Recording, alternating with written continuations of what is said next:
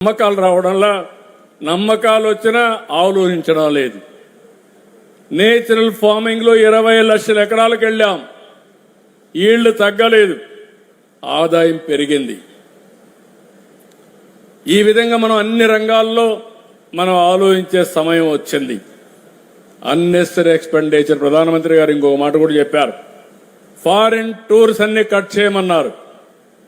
తప్పకుండా కట్ చేయాలి. అమెరికానో ఆస్ట్రేలియాలో లేకుంటే ఇంకో దగ్గర హాలిడేకి పోతున్నారు. దానికంటే బ్రహ్మాండమైన ప్లేసెస్ అరకు పోతే కాశ్మీర్ కంటే బ్రహ్మాండంగా మన అరకు వ్యాలీ ఉంది.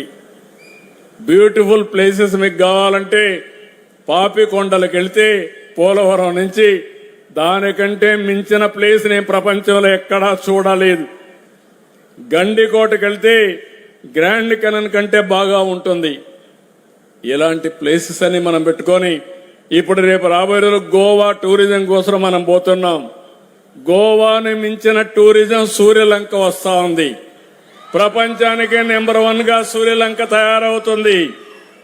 దాన్ని తయారు చేస్తున్నాం. ఇలాంటివన్నీ కూడా మనం కూడా గుర్తుపెట్టుకోవాల్సింది, మన ఆలోచన విధానంలో మార్పు రావాలి. అవకాశాలని అందిపుచ్చుకోవాలి.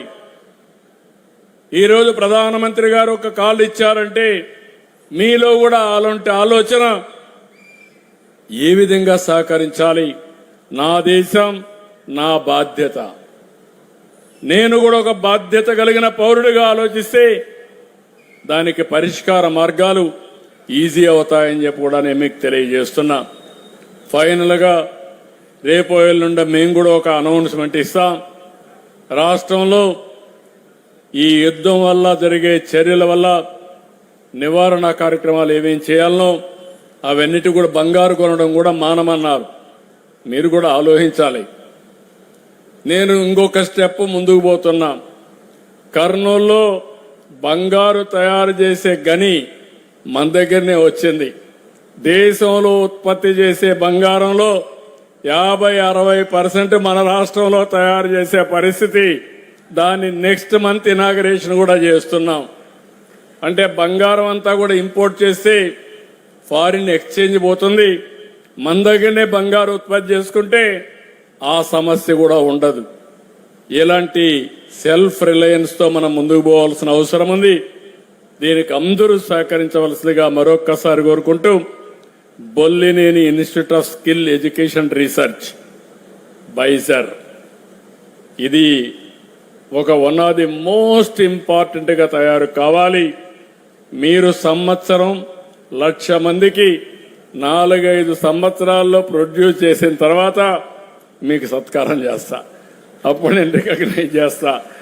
అది చేయాలని మనస్ఫూర్తిగా ఆకాంక్షిస్తూ మీరందరూ కూడా గట్టిగా అభినందిస్తూ ఈ సంస్థ జయప్రదం కావాలని కోరుకుంటూ అందరికీ నమస్కారాలు. జై హింద్, జై జన్మభూమి. Thank you, sir. Thank you, sir. Thank you very much.